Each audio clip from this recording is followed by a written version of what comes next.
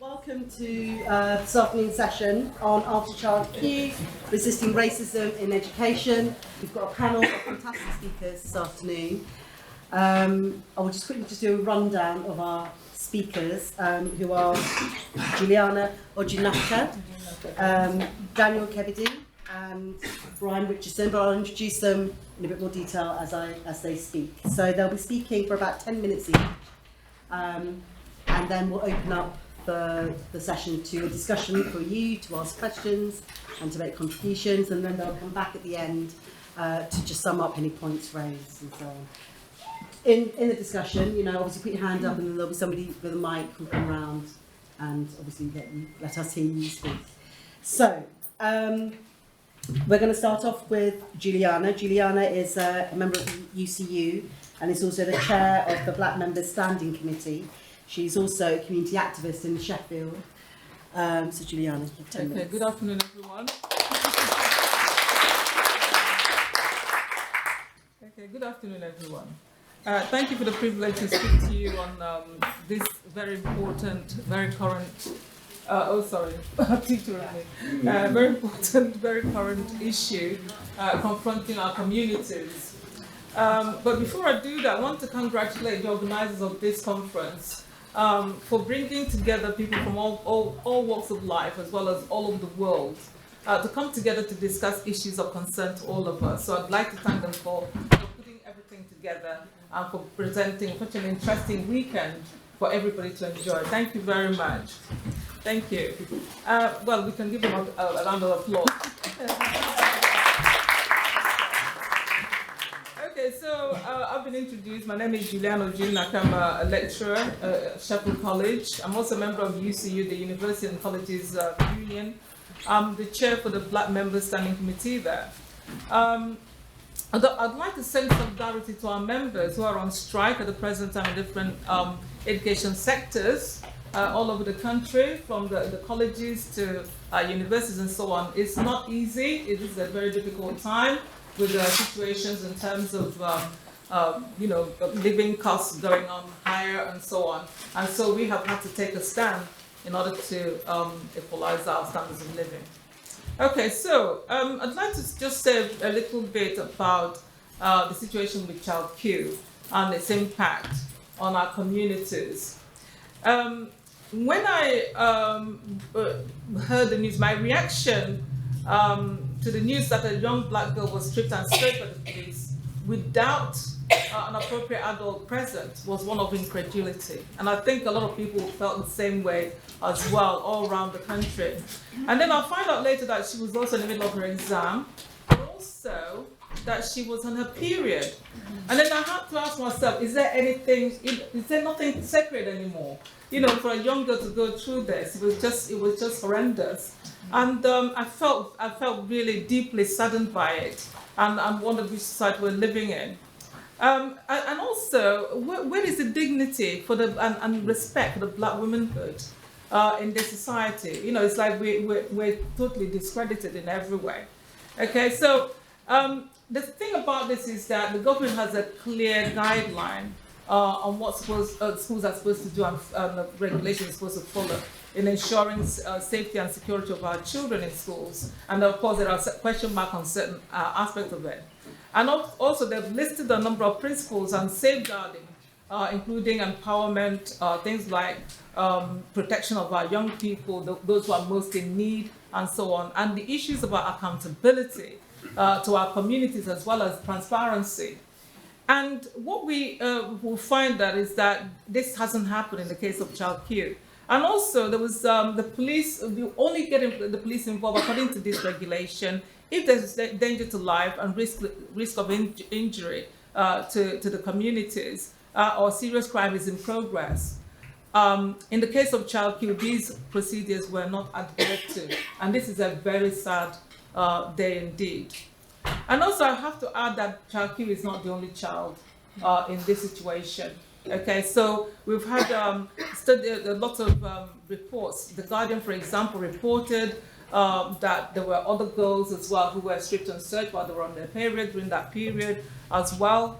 And you know, and there were also other children around the country. There's a file on 4 showed that more than 13,000 children under 18 have been stripped and searched in England and Wales since 2017. Another data showed that 2/3 of these children are who have been stripped and searched are of black background. So that's something that we need to really take note of. So it's appalling. It is appalling for child coup. And one of the key things is that all the agencies involved, none of them applied the due process to this child. And she was in the midst of her exam, as we mentioned before. Her parents were not notified of what was going on. None of the teachers who summoned the police were in the room while she was being stripped and searched. And what happened? So the question I posed a number of times is, what happened to safeguarding? What happened to a duty of care for our children and so on? And of course, the other thing that really icked me about this was that this took place 6 months after George Floyd's situation. And it was hidden, you know, well hidden and for a while until somebody decided to do a review. And if they hadn't done the review, we would never have known about this. And I just feel that one of the things that we need to be aware of is that the police in this country are not innocent. So given that this happened 6 months after George Floyd's situation, and police were aware because of the publicity and so on, you would have thought that they would have taken notice of this and done something about it and be more careful about what they were doing, but they weren't interested in this. So what it actually shows is that the police in this country are not innocent, and we know that from a history of the way in which black people have been stripped and searched, the SOS law and so on that's gone on over the years. This has been the consistent history of our relationship with the police and our communities and so on. Now, so all communities, the black community and other communities, have a right to be alarmed by what's going on at the present time, and we have to take action in actually dealing with this.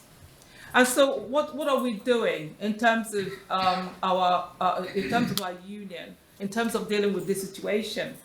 We have, one of the things we're looking at is decolonizing the curriculum. And decolonizing the curriculum is nothing new. And there's a tendency to think that all of this started with a Black Lives Matter and all the rest of it. This has been an ongoing systemic process.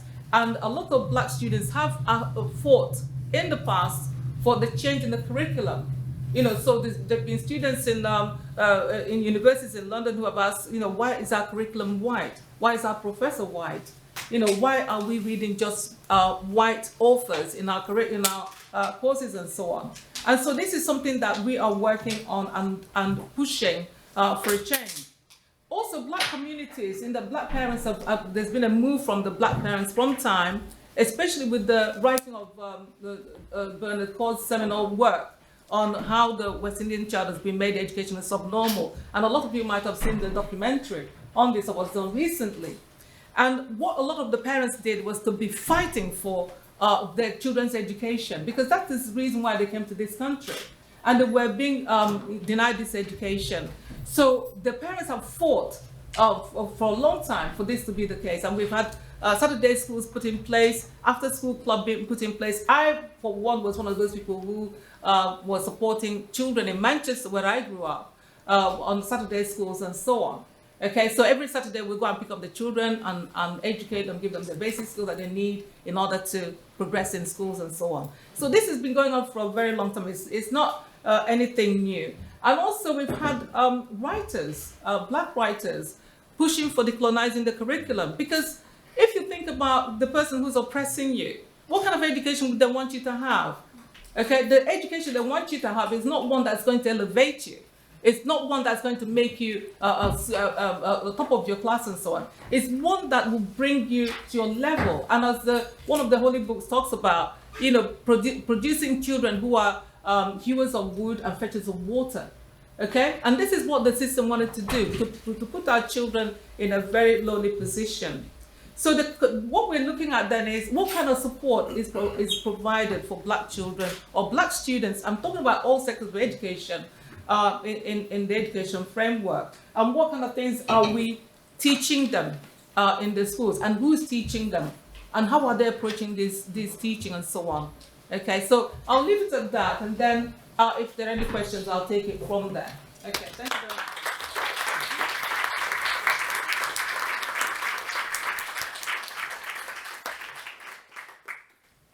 Thank you very much, Juliana. I'd like to next introduce Daniel Kebede. Daniel Kebede is he's the president of the NEU, a superb president, I have to say. He's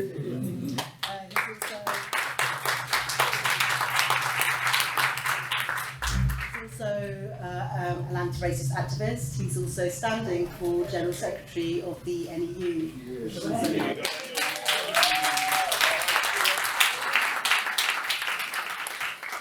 So much more, except you just please speak for 10 minutes. Thank you. Yeah, thank you. Thank you very much, and it's great to be with you all this afternoon. I do want to say something about Charles Q. Initially, it absolutely sickened us at the NEU with what happened. It absolutely made me personally sick to my stomach, and I'm really pleased actually to see some familiar faces, Dave and Jane from Hackney NEU. We were outside Stoke Newington Police Station with you all when we heard about it, protesting and demanding better for our children, because it's absolutely horrific what happened. But I was shocked but not surprised. This government is pursuing a depressingly dogmatic agenda in education and with our children. Its vision for education is one where schools are run by private interests, where teachers and students are pressured ever heavily more into achieving higher test scores, and this is what's meant to constitute educational success. It's where they want a system where teachers deliver a curriculum that's planned elsewhere and based on ill-founded theories, and where behaviour policies are essentially based on coercion and learners' emotional and mental health needs come last. And of course, where questions of race are just completely structured out of existence. This is the toxic mix of hostility and indifference that this crime occurred in, and that's what we saw with the strip search of a 15-year-old girl. She was, alone. She was strip searched by police and then just told to go back to an exam. I mean, how horrific for any child. It's completely barbaric. But we have to be really clear. What happened to Child Q? It doesn't start with a strip search. It starts with those zero tolerance behaviour policies. It starts with a system that disproportionately excludes black children, and the absence of democratic and accountability, any democratic accountability in our academised school system, its remoteness from its community. And underlying all of this is a sense that issues of race are really dangerous and difficult, and to deal with them critically may get a school or staff member in trouble. But what happened to Child Q happens, it's the same issue that keeps returning, and we saw it in Prevent, in the Trojan Horse scandal, and of course in Windrush. It's a repeated pattern of suspicion and persecution. And actually, for me as well, what Child Q really did highlight was an issue where there's a growing trend of police in our schools, and it's a trend that is leading to the increased criminalisation of our children. And I was really proud actually at our conference that happened shortly after the emergence of the scandal that happened to Child Q. We passed policy that clearly condemned police being in our schools. We don't want them there.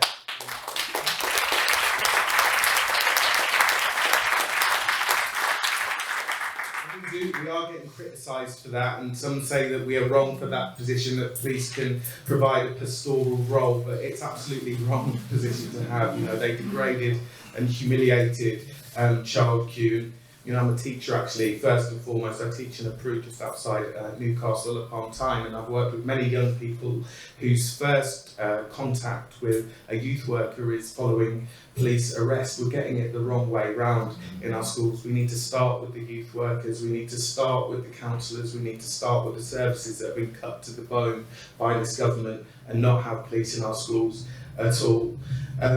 And we know that obviously racism and misogyny underpinned what happened to Child Q, and none of us need an inquiry to tell us that, but it's absolutely on all of us to make sure that nothing happens like this again, as has been said. 5 children a day in the last 3 years were strip searched by the Met. The overwhelming majority of them were black, and I think it's something like 96% of those cases there was no further action taken.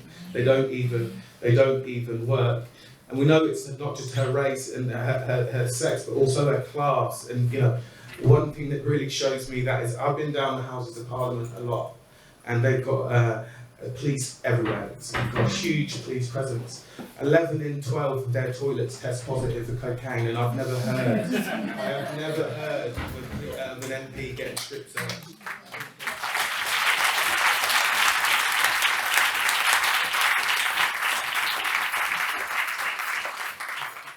Those are the people they need to start strip searching and leave our children alone, to be honest.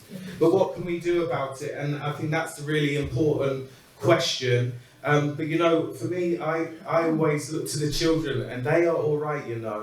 There were huge protests in the school where that happened to Child Q, and it's not just there. When we see things like at Pimlico Academy where they've had racist uniform policies, it's the children who've led the sit-ins and led the protests, and that's who we really need to look to. But also, if you're an educator, if you're a teacher, there's so much that you can do as well. We talked about the murder of George Floyd.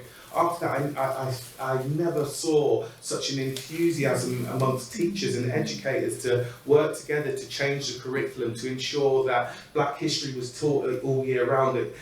School curriculums and syllabuses were explicitly anti-racist, and to make sure that Black people, and I mean that in a political sense, were celebrated and can see themselves culturally reflected everywhere. And we have to maintain that momentum and keep that going, and that can be very difficult, but that has to be the absolute start point. I'm going to wrap up now, but I do want to say this as well. Another way that we can change this and defeat racism in education, in our system, in our society, is through supporting workers in struggle everywhere. And I just want to do a little shout out to Mick Lynch, from the RA.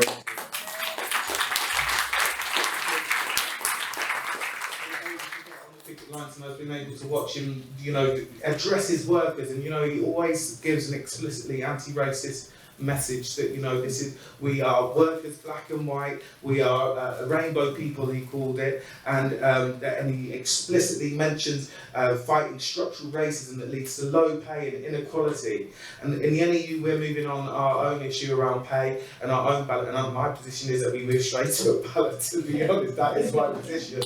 But for me, it's more than just about winning on the issue of pay. For teachers and educators, it's about reasserting our professional control, taking back control of an education system from a brutally racist state that sends refugees to Rwanda. It's much more about the issue of pay. It is about reorganising society where we are free from racism and free from oppression. So, thank you very much.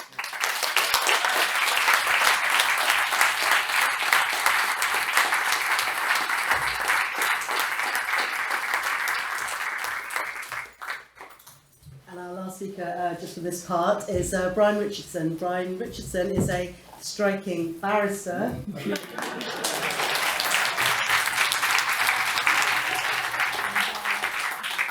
And he's also an anti-racist activist. So, Brian, you can.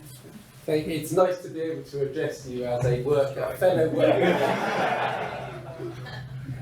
And I'll actually come back to that, but before I became a criminal barrister, one of the jobs that I did way back at the turn of the century actually was I did work around school exclusions and underachievement, particularly amongst black pupils, and it was in that capacity that I had the immense privilege of editing this book, Tell It Like It Is, How Our Schools Fail Black Children.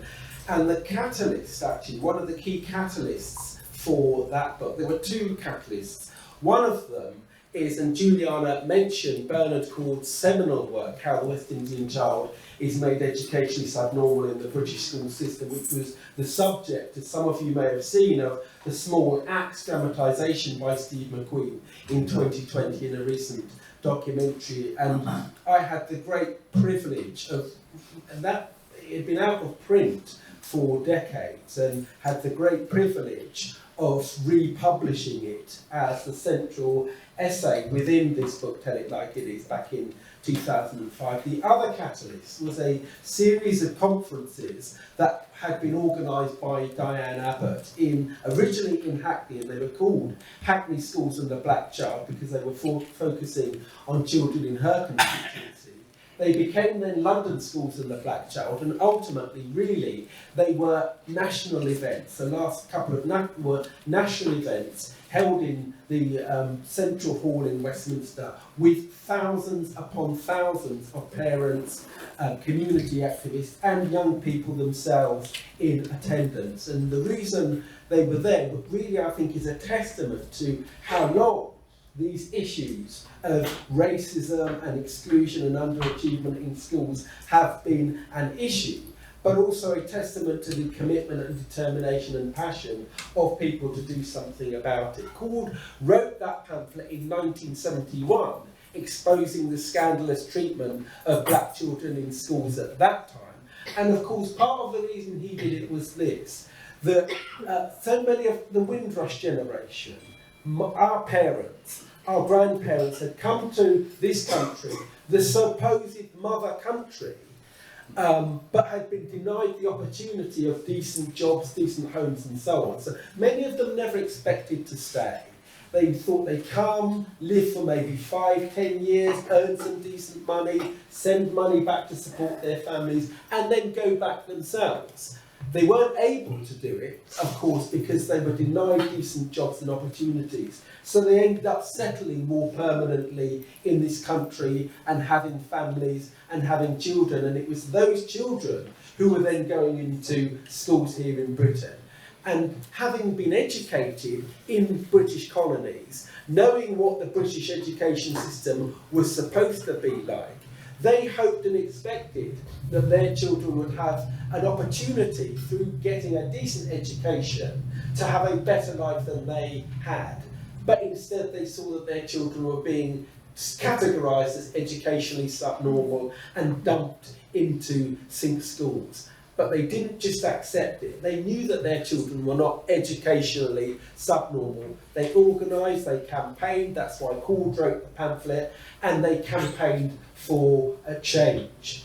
I'll come back to that, but fast forwarding to the time when we published this book, and when we published it, one of the things, and Diane quoted it at a conference that I'll mention in a minute, one of the things that was said, and we quoted it in the introduction to the book, Sir Martin Neri, who was a former Director General of the Prison Service, who went on to be the Chief Executive of Barnardo, said, and I quote, "The 13,000 young people excluded from school each year might as well be given a date by which to join the prison service sometime down the line." Reference to the pipeline that leads excluded people into the criminal justice system, and we know that it still goes on. A report was published quite recently called, I think, the Pupil Referral Unit to Prison Pipeline, that talks about the way in which children who are systematically excluded from school, not given the opportunity to achieve exam success and so on, come into the tender mercies, prey of the police, and they get dragged into the criminal justice system, convicted, criminalised and so on. I cannot remember, honestly, I've been in criminal practice for 14 years now, and I cannot remember the last time a client of mine had not been excluded from school or didn't have learning needs and so on. And I know other barristers who've practiced for much longer than I have who say exactly the same thing. That's an indication of how the education system fails far too many of our children, a disproportionate number of whom are black and brown, and how they end up being criminalised and so on. It was the reason actually why, having finished that work, I decided to become a barrister, to try and do the little that I could to try and make some kind of difference. So we know that these scandals have been going on for far too long. We also know actually that it is possible to do something about it, because one of the reasons why people like me were able, as a result, I didn't have the same experience that my sisters and brothers and others went through in the 1960s, in the 1970s and 80s, when I was going through schools, we had a better experience. We had some of the first anti-racist and multicultural education. Far from perfect, but it made a difference. And it's the reason why a generation of us were able to go onto university and to get slightly better jobs. But we know, because racism is so deeply embedded in society, that the powers that be wanted to drive back the gains that had been pioneered by trade unions, by anti-racist activists, by people who went into schools and created the first anti-racist education resources. We know the Thatcher government, governments that came after it, the introduction of the national curriculum and so on, was specifically intended to drive back the progressive gains. And it has led to the situation that we have today, where you have the pupil referral unit to prison pipeline, the scandalous underachievement of so many of our pupils, and as Daniel and others have talked about, the police in our schools, leading to absolute scandals like what happened to Child Q. Coming back to Diane Abbott, her commitment, and I pay tribute to Diane because her commitment to these issues of race and education and exclusion are amongst the reasons why she hosted just a few weeks ago a conference that started, the catalyst for which was what happened to Child Q. And out of that conference, organised with Stand Up to Racism, and I hope that people from Stand Up to Racism will talk about it in this session, very, very concrete demands that we want. First and foremost, of course, the police officers responsible for that scandal are child and sex abusers and should be sacked. We want them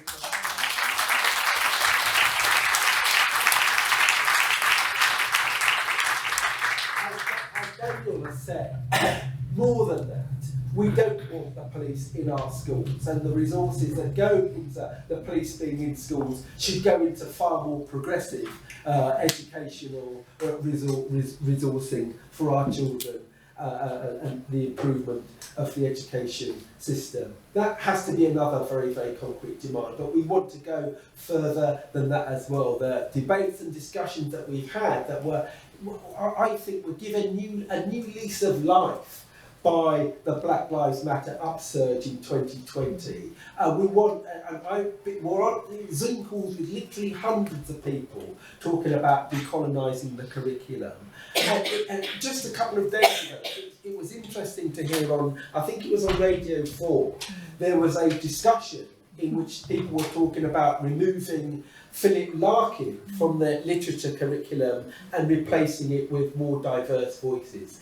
I think those kind of things happen precisely because of Black Lives Matter, because we saw such a tremendous upsurge in 2020. It's these kinds of debates and discussions, I think, that we want to talk about more concretely in this session, how we can ensure that Black Lives Matter wasn't just an exhilarating moment in 2020, but in every area of our lives, including in the education system, right from primary all the way through further and higher education in all of our institutions, that we decolonise our curriculum, so that we don't have scandals like Child Q, so that we do have a diverse curriculum, so that at Oxford University, Cecil Rhodes' statue gets dragged down from all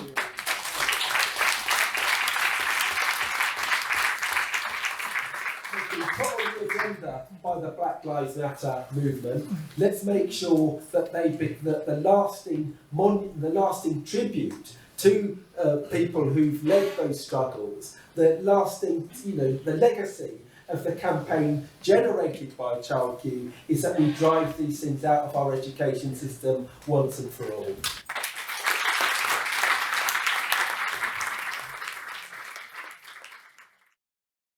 Thank you. Firstly, I'd just like to respond to the sister who spoke first. I think she's absolutely right. When we talk about decolonising the education curriculum, we're not just talking about African people, we're talking about all people of colour, all migrants to this society. I'm from a South Asian background as well, as you can see. Now, Asian soldiers from South Asia who fought in the First World War, the Second World War, who are buried in unmarked graves, all that has to be revealed. But what I really wanted to talk about was the police. I lived in Hackney, I now live in Tottenham. The number of times I've been outside Stoneleigh Police Station, Tottenham Police Station, because those police have harassed, persecuted, killed our people, I've lost count of, and I'm sick of having to do it. I don't just want the police out of our schools. It's quite right. The educators would say more about that. I'm not an educator. I want them off our streets. They don't look after our kids on the streets, let alone in our schools. The police are the sharp edge of the racist, brutal state that Daniel talked about. They are not here to protect us. They're not here to protect our kids. They're not here to protect our interests. They're here to look after the interests of the rich and the powerful and the brutal, racist government that pays them. That's their job. Their job is not to take care of us. Their job is not protection. Their job is not to pastoral. Their job is persecution. Their job is oppression. Police off our streets as well as out of our schools. I work as a teaching assistant in a very large secondary school in Reading. We have 54 different countries represented in that school, so it's very multi-ethnic, which is wonderful.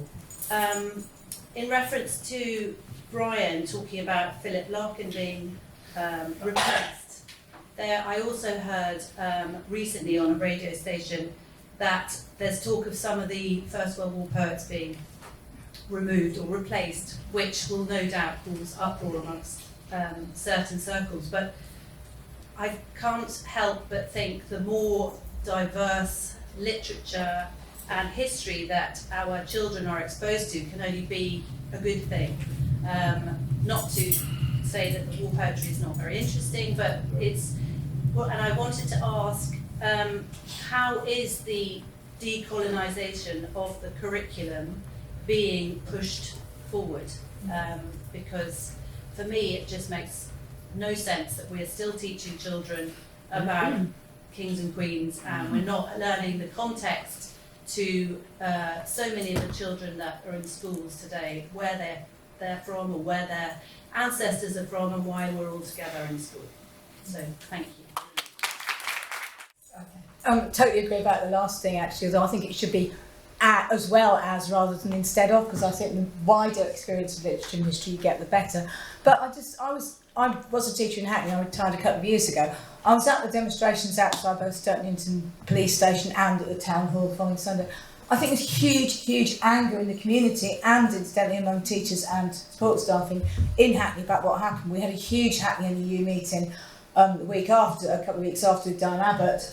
People saying it was the best union meeting they've ever been to, because it just expressed what I think, despite all the problems that the person over there referred to, I think there was huge amounts of commitment to wanting to see an education system that our students deserve, rather than the nonsense that we get from the national curriculum and the exam system. But what I wanted to say was, I was at the Child Q conference a few weeks ago, which was very inspiring and lots of people and whatever. But I just want to know, how do people think we should take those things forward? Because we call for police out of schools, but then I'll tell you, 2 weeks ago I wasted a good 2.5 hours of my Monday evening listening to a Hackney Council scrutiny committee, which is not fun, I have to say.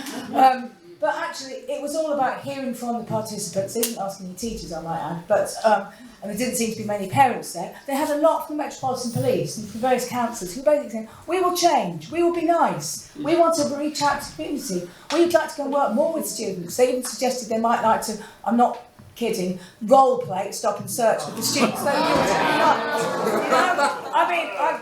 It was just like staggering. But what was absolutely clear to me was that Hackney Council, where Child Q was abused horrendously, don't actually intend to do very much about police in schools. They've introduced a few better guidelines, like you should call the parents if there's a problem. Do you really need to call the police? Stuff that might be pretty obvious to start with. But they don't actually have a massive commitment to actually changing it.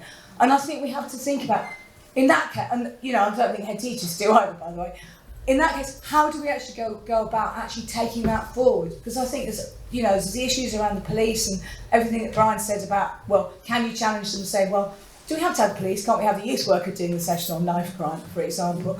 But I think there's also the whole issues around exclusion, which again is a massive issue in Hackney, particularly among academies actually, because they're so unaccountable, because they offer our kids in year 10 and 11 to get them off their GCSE results, they push them into PRUs or onto the streets actually, you know, so-called elective home education, which isn't education. And it is exactly how students end up in the school to prison pipeline. So it's basically what I'm saying is I would like some ideas actually, but what do we do as teachers and support staff in Hackney? How do we work with parents to challenge our schools and our counsellors and our council on all those issues, on the police, but also on exclusions and the curriculum and all the rest of it?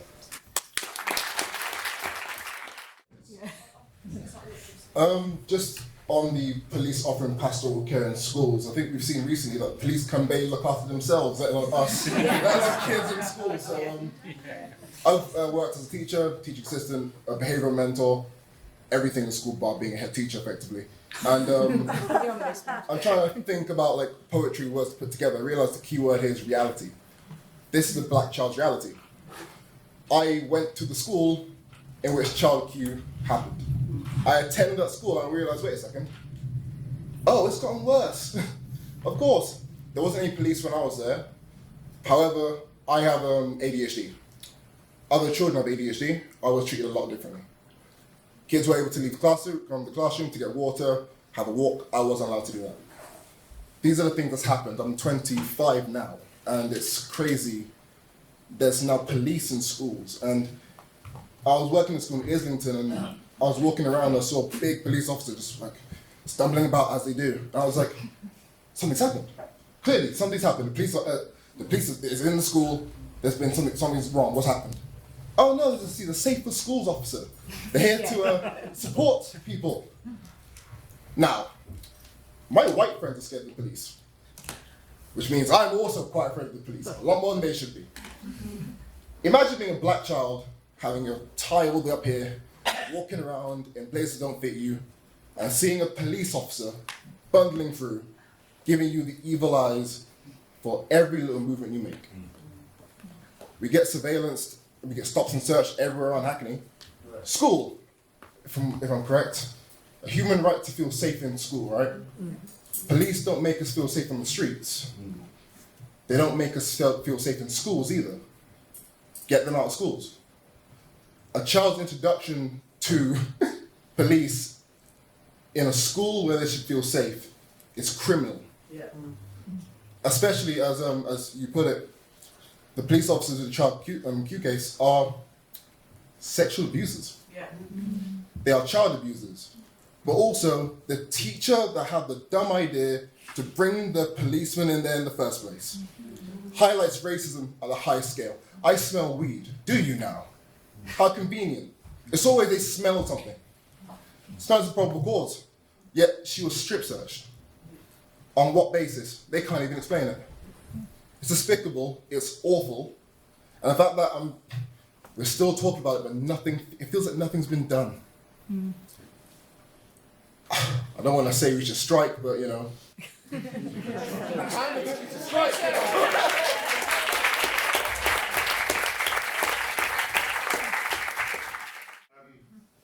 I really found what you said interesting about, this being a structural issue and the structure being outdated, actually, and clearly serving the purpose of some people, validating the knowledge of some, and clearly excluding those of others. And as we can see, this creates a pipeline. But I suppose what my question is, and perhaps you'll come on to how the structure may change. My question is, as a teacher, as someone who has benefited from society as white passing, what can I do and what can other teachers do on the ground, bar using different case studies, because I don't think this is just about adding black, Asian, maybe different cultures and mixing. I don't think this is the issue. I think this is a whole structural change. So what can we implement from the ground up, not from just a curriculum point of view, from every other point of view, that can really make a lasting difference?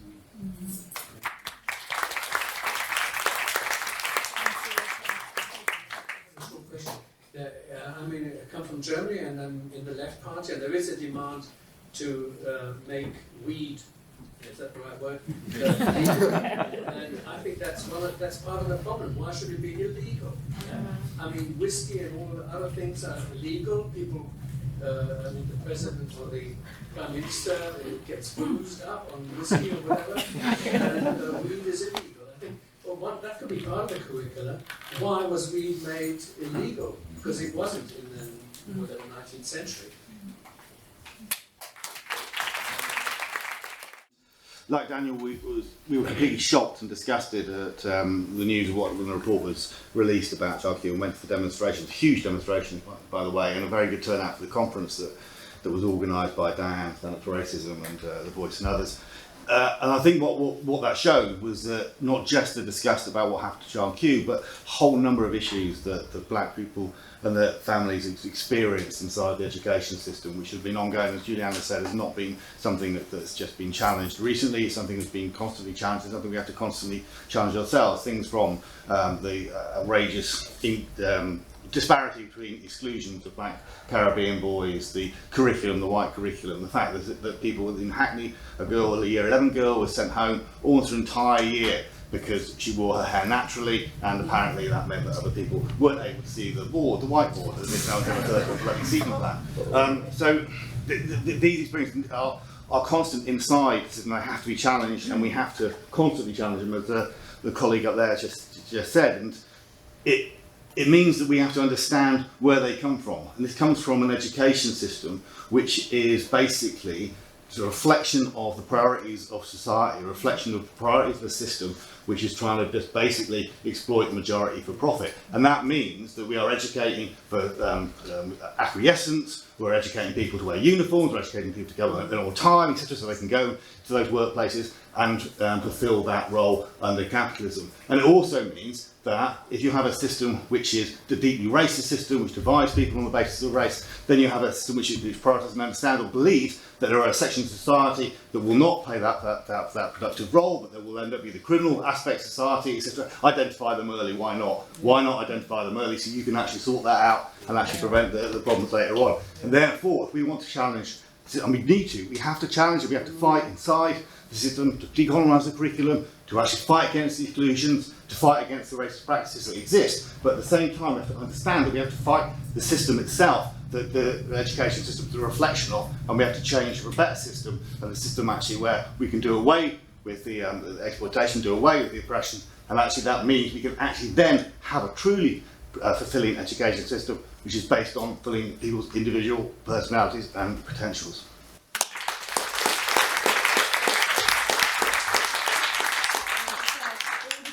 All your contributions have been very, very disciplined. It's been brilliant, okay, but I do think we've probably got about another 5 minutes, so maybe possibly 3 more speakers, if that's okay. So the woman here, and I did see a couple more hands.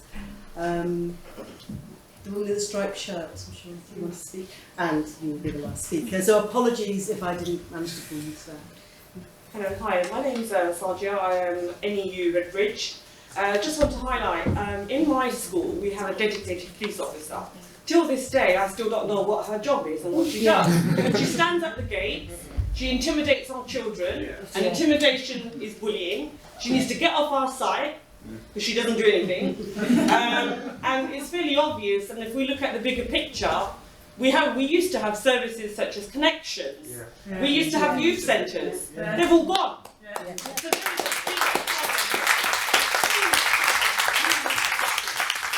So change the narrative and change the mindset that why should our young people feel intimidated? The police can't keep us safe.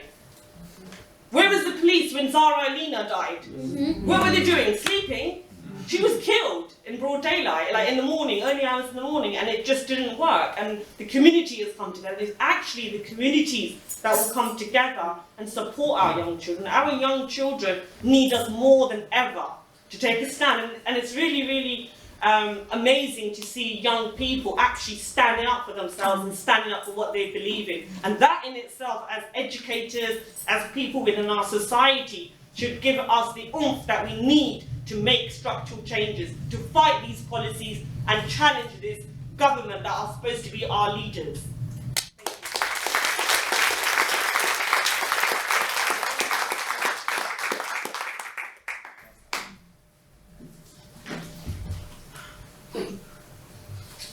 Yeah, want to echo a lot of things that people have said, but a lot of people have raised the issue of how can we change things, and I think that's really important. I'm a member of the SWP, and I'm also a member of the UCU. I teach at Newcastle University, and I'm a teacher trainer there.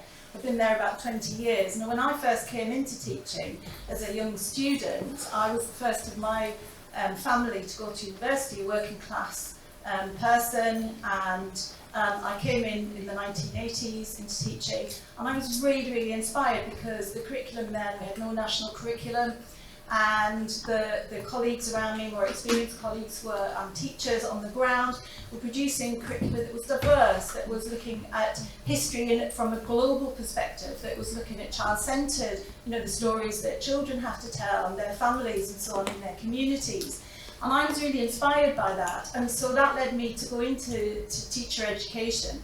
And I'm not sure what people know about teacher education at the moment, but at Newcastle we've been turned down in terms of our accreditation. We're quite a radical PGCE course, quite unusual, I think, when you look at the research in terms of what we do in terms of anti-racist education, decolonizing the curriculum, etc., because we're quite a similar set of colleagues politically. But the government has, as part of their policy, has made us all reapply for accreditation powers. So that means that we've just applied and we've been turned down. So that means that we may not be able to continue in our role. And I suspect, well, I know that this is political. I also just wanted to mention, as part of that, what worries me in terms of decolonising the curriculum, what's going to take our place. And of course we know, don't we? It's things like the Oak Academy. I'm horrified at these multi-academy trusts who are being given powers by the government to bring in curricula. I don't know whether you've looked at the Oak Academy Trust, but it's run by the Reach Foundation.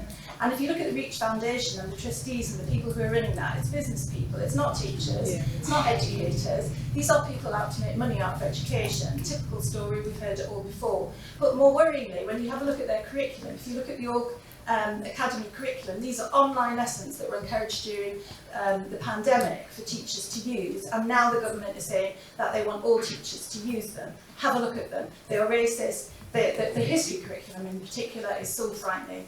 They're dreadful, absolutely appalling.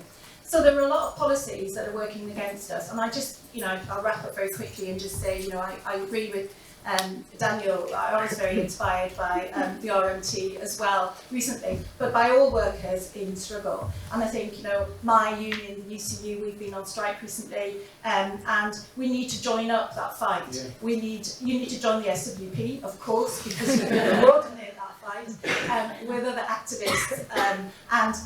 But as unions, the NEU, the UCU, and unions more widely, we need to unite and fight against the horrible system that creates an education system that will never work for all children until we have a socialist society.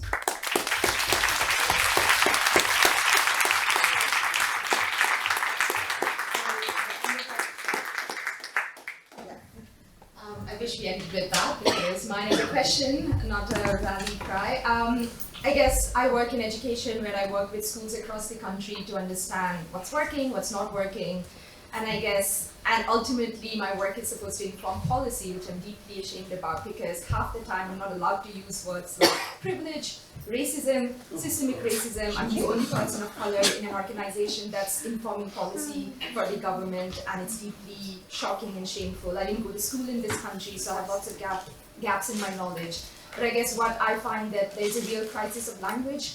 If we're not allowed to call what the problem is, that there's racism, there's systemic racism, there is abuse, there is all the exclusions and permanent exclusions deeply racist, and it's sending kids into the prison system. If we're not allowed to talk about it and put it into research that's ultimately informing policy, how do we decolonize the curriculum when you have Ofsted breathing down the necks of schools and teachers, when you have the government that's incentivizing good grades over the mental well-being of young people, as we realized through the pandemic? I guess my question is, how do we decolonize the curriculum and the education system and all those who are involved in the system, because I cannot find one person of color in my entire organization or the organizations that I work with.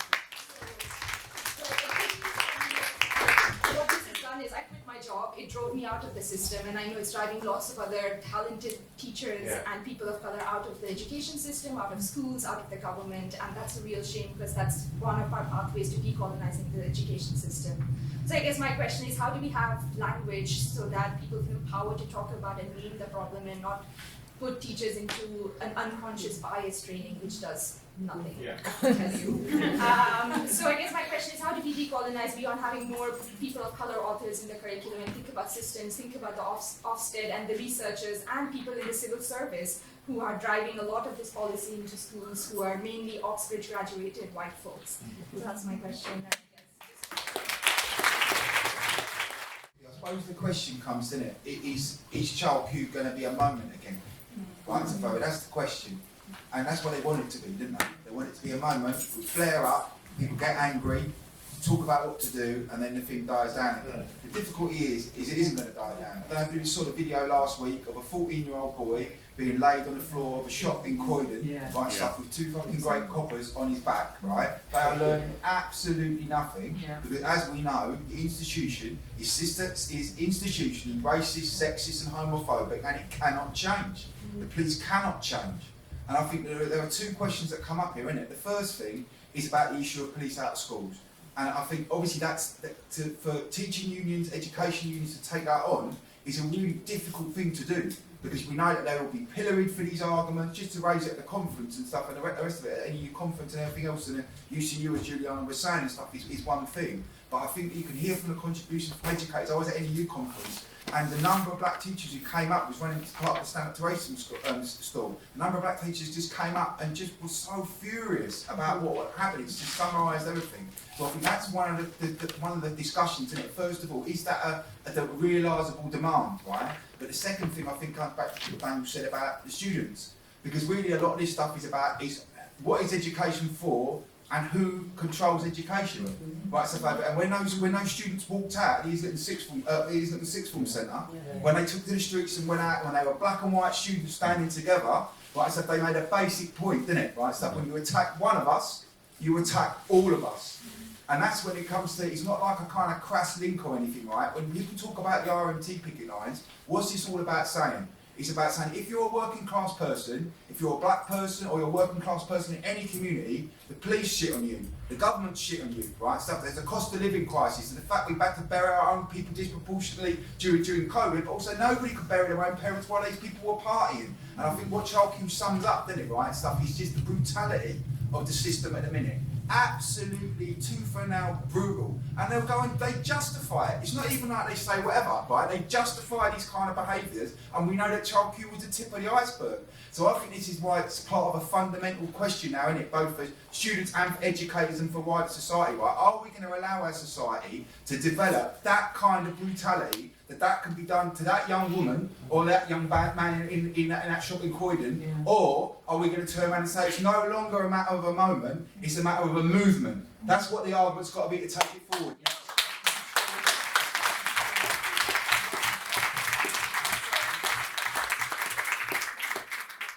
I'm going to ask the speakers to very quickly summarise. I was going to give you 5 minutes. I think it's going to go down to about 3 or 4, maybe, if you like. So we'll do it in the same order. So we'll get Juliana, Daniel, then Brian to kind of quickly sum up. So you have about 3 minutes. Thank you everyone for your contributions. I think one of the things that was raised is the issue about accountability.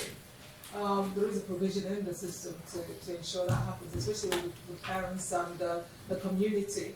And when such things as Child Q situation arises, we need to demand accountability from those people involved.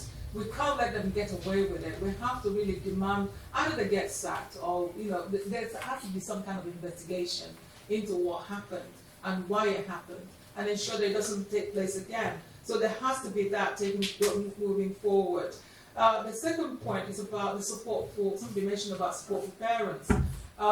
Again, we have to help parents to organise themselves. Black parents have been organising themselves for time, but something happened along the way. We took our foot off the pedal, and so Section 11 happened, and so people got a bit of money in their pocket and forgot about the struggle and so on. We need to get back to that. We need to get back to organising in our communities, organising parents, organising Saturday schools again, organising after-school club, I was so astounded over this COVID period. Some parents were getting together online from primary schools, and to find that a lot of the parents, some of them have been through the system, a lot of them are grandparents, and their children are still experiencing the same thing. Teachers are calling their children monkeys, and getting away with it. And I think that there's something is fundamentally wrong with that. And we need to really deal with that, either through our unions or through some kind of systematic way of challenging this and ensuring that our members are towing the line and are actually educating themselves as well. The other point is about decolonizing the curriculum. The young person mentioned about not having anything on Asian history and so on. When I was teaching on the access to higher education, where I taught on the Black Access Program in Sheffield, and developed the program myself, and ensured that we had Black history in that. And in the Black history, and Black as a political term, included African history, it included Caribbean history, and it included Asian history. So all of our students who are coming from those communities and beyond, and white students, were also getting the same education as well. And a lot of the students will tell you time and time again, I have never had anything like this in my school system. And this is at the college level. So what is happening at our schools? Now, I have students, I teach A-levels as well. I have students who are doing A-level history, Black students as well as white students. And when I ask them, what curriculum are you looking at? And they say to me, that's Germany. And I say, well, what happened to British history? We need to teach our children about British history. They need to know that Britain was complicit in the colonial and slavery that took place. And that's why we're where we are today. Our kids need to know this. If they don't know this, then we continue to perpetuate the same system time and time again.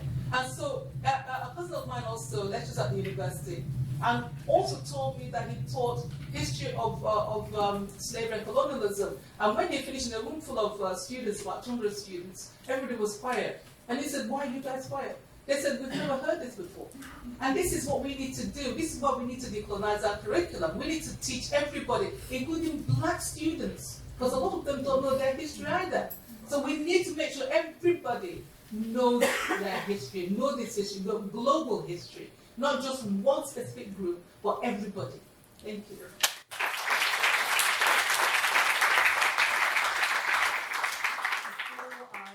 Get the next two speakers to sum up, just a couple of really quick announcements. Okay, one of the announcements is that bookmark. Well, I mean, there are a couple of books here that I'd like to publicise. From Bobby to Babylon by Darkest Howe, and then Black Resistance to British Policing, which are all available in Bookmarks. Bookmarks is going to close at 5:30, so straight after this meeting. If you want to have a quick rush to Bookmarks, then please make the most of that. The closing rally will be at 5:30 as well, and that's going to be in the Great Hall, which is just up the stairs, I think. And there is an after party at 6:30 in Draper's Bar, after the closing rally. I don't think there are any other announcements. So I'm going to let Daniel speak next. You have 2 to 3 minutes. Thank you. I'm going to just try and pick up on a few things I've heard. I mean, I wish this was just a case of a few bad apple teachers. I think that it would be so much easier to fix, wouldn't it, if it was just a case of bad apple teachers. But the real issue is these problems are systemic. The FE guidance, for example, allows teachers to do a pat-down search. I'm not even that comfortable with that. On my first week of secondary school, I got a search from the senior leadership team because they thought that I had stolen something, and it destroyed my parents' relationship with the school. My mum said, if anyone's got to go through your pockets and bags, it should be me. That's what she said, And so I'm not even, and then the DFE guidance after that, if a pat-down search isn't successful, you can call the police. I mean, this is DFE guidance. It's a systemic issue and a systemic problem. We have to talk about these things as issues of safeguarding. We know Child Q never had any drugs, but even if this teacher was legitimate and thinking that there was a smell of marijuana, it's a safeguard, and they're drug dealing. It's a safeguarding issue. If the child's drug dealing, who are they drug dealing for? We need to talk about these things in that sort of.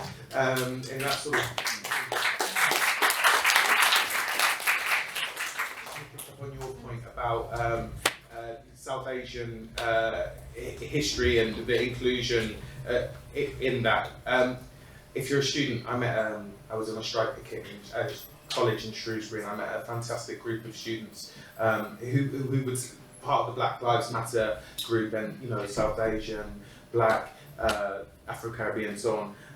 One thing that they did was they got together as a group and started demanding of their college that actually this thing was included on the curriculum. Talking about the Amritsar massacre, famines in the Bengal. They made that demand, and I think that's a really important way to move forward on that. On teachers and also teacher training has been under attack, and there's an ideological reason for that. Is obviously to remove socialist and progressive ideas from the classroom, but it's also about fundamentally attacking the terms and conditions of those who educate our children. If they take it away from universities and make it an apprenticeship, then they can pay us all less. And how to decolonize. I just want to give a little bit of a plug to the NEU's anti-racist charter for schools. It's for educators and students to come together and go through their syllabuses and go through their schemes of work and work out ways to decolonise education. Because Boris Johnson and his government are not going to give us an anti-racist curriculum. The only way we're going to get that is from the bottom up. So.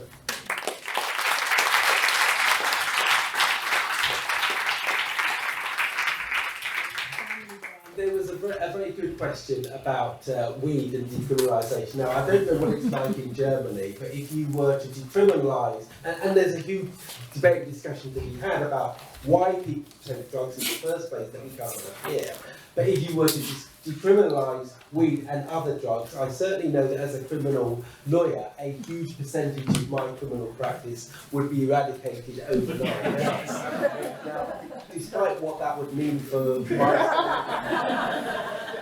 I'm in favour of it. And not least because actually a huge, I would say the overwhelming majority of the people I represent are young, poor, black and white working class kids who are the ones who are the drug dealers on the streets who get picked up by the police, dragged through the courts, criminalised, convicted and get massive sentences. It's not the huge people who are importing it and making the massive profits and putting those kids on the streets and exploiting them who are dragged through the courts, who are the ones who are really profiting in the way that any capitalist business operates. They're not the ones who are being dealt with, it's the poor kids on the streets. But there's also a question about who it is that gets targeted, because Daniel mentioned the amount of cocaine in the Houses of Parliament and how much cocaine is being snorted in posh suburbs and so on, but they're not the people who get picked out and picked up by the police.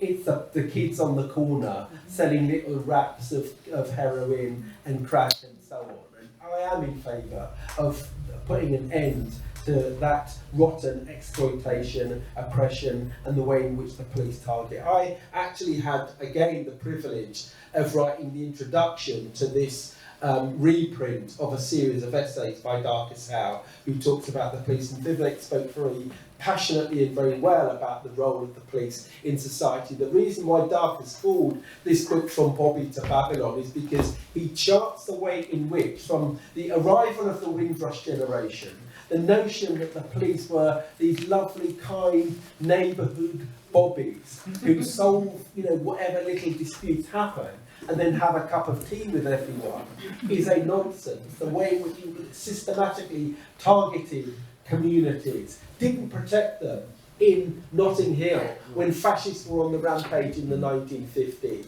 but instead supported the fascists. Targeted the Notting Hill Carnival in the 1970s. The first carnival I ever went to was in 1976 when the police battered and bruised people and attacked them on the streets. That's why instead of regarding the police as these kindly bobbies, the phrase that was used by black communities was Babylon.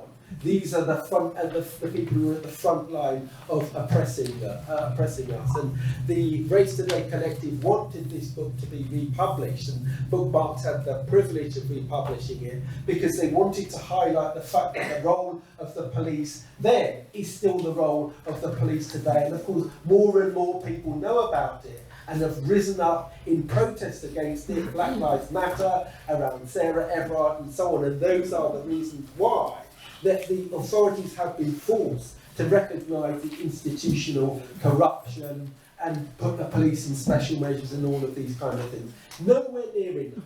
Nowhere near enough, and it isn't going to transform the system, but it's because we have organised, because we have campaigned, because we have risen up, that those things have been put on the agenda in the first place. The fact that decolonisation is on the agenda now is because of the Black Lives Matter upsurge. We need to recognise that. We need to celebrate the fact that it is our organisation and our struggle that has put these things on the agenda. But we can't simply rest at that. If we're going to,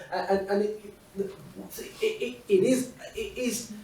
Daniel talked about the NEU Charter, and one of the things that I find incredible when I come to meetings like this or the Child Q conference is the number of people who in their local area, in their community, are doing something, want to do something, have the resources, have the knowledge to make a difference. We need to make sure that we keep coming together to make a difference in the here and now. But as the strikes, the struggles, and all the things that people have talked about, Dave talked about very well, if we're going to make ultimately a difference, we don't just want a few changes in the here and now, important though they are, but that we need to radically transform and revolutionise the system so that it works in the interest of the overwhelming majority, not as it does now, in the interests of a tiny minority at the top with all the wealth, the power and the resources at their disposal.